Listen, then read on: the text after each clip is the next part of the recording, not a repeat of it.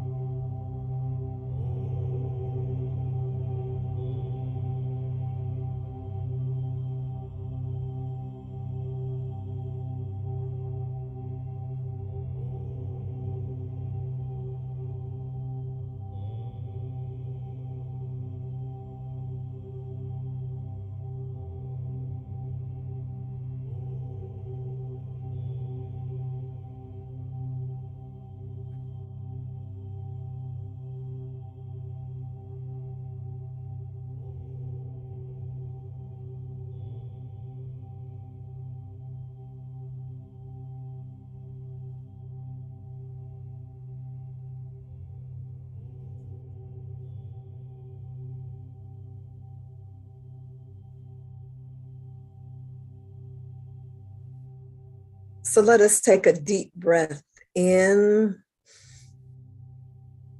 and out, and another in and out, and one final breath in and out. And on those intentional breaths, let us take a journey of gratitude.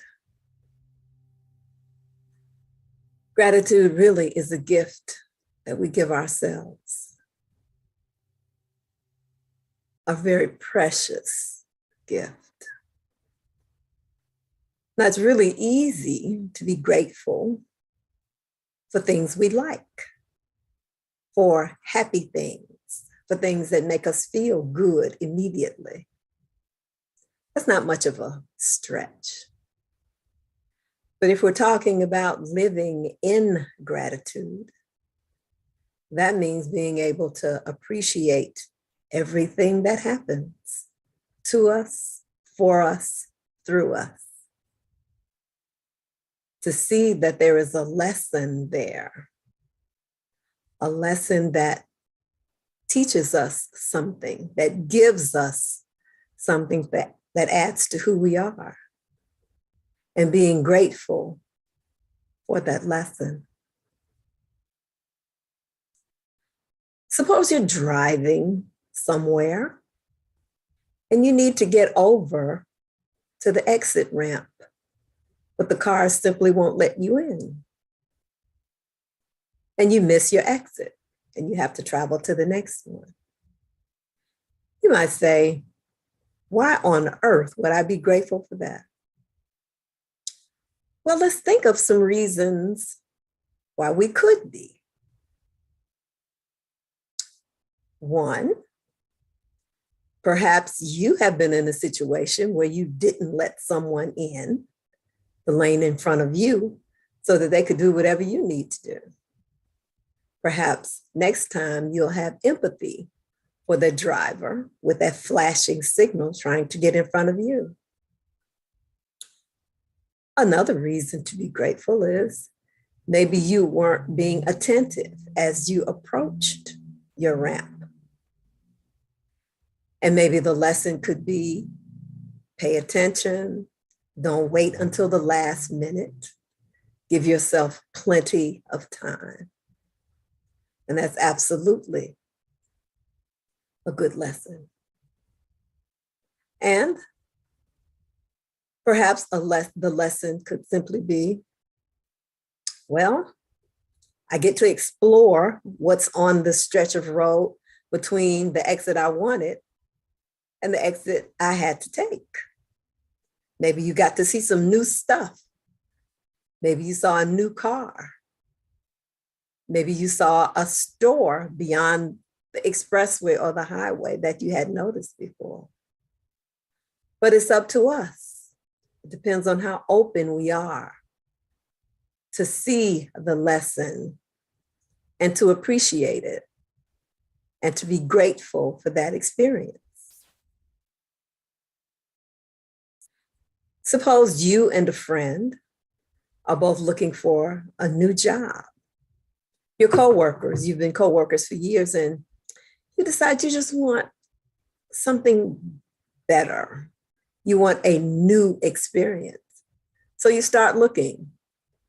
You go to job fairs, fill out resumes, post your resume on Monster or any of the other job search engines. No luck so far, but you're still very optimistic that this new position that you are seeking is also seeking you.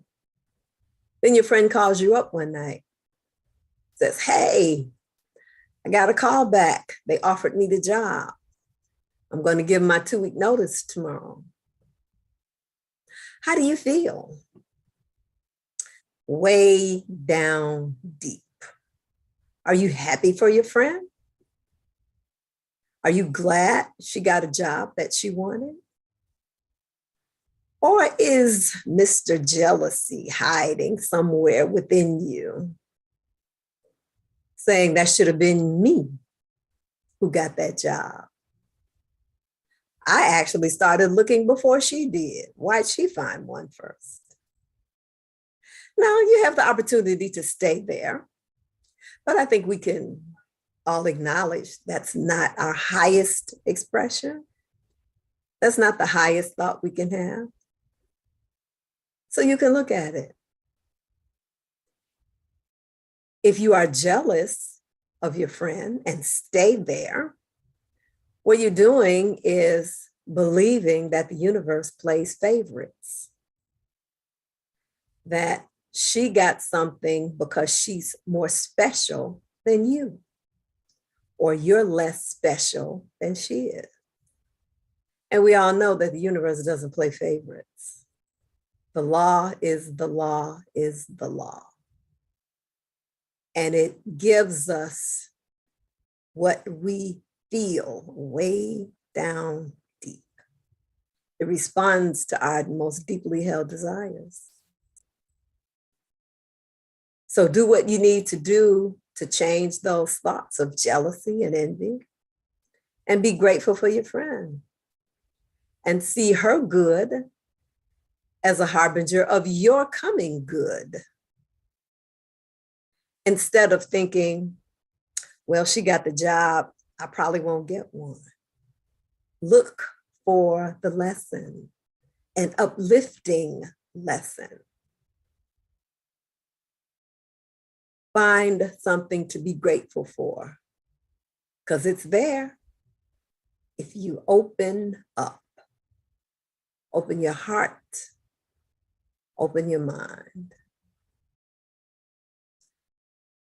And maybe someone you know is getting married.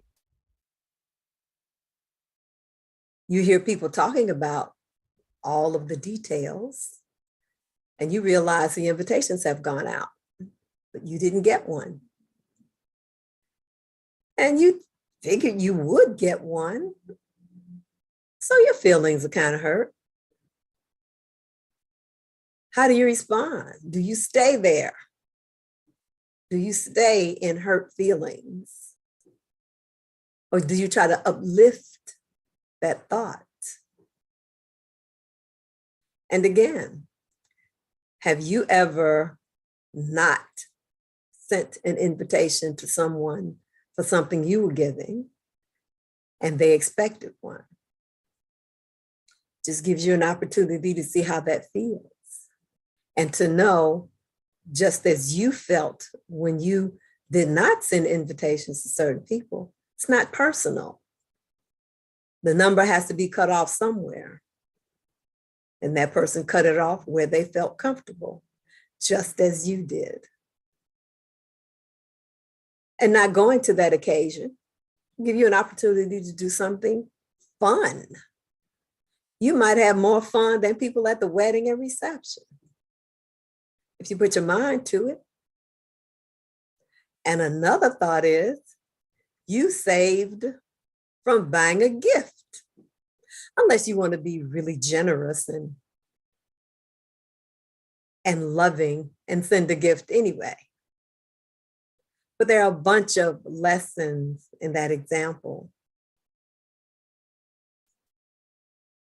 And I think we can always find a lesson in everything that happens to us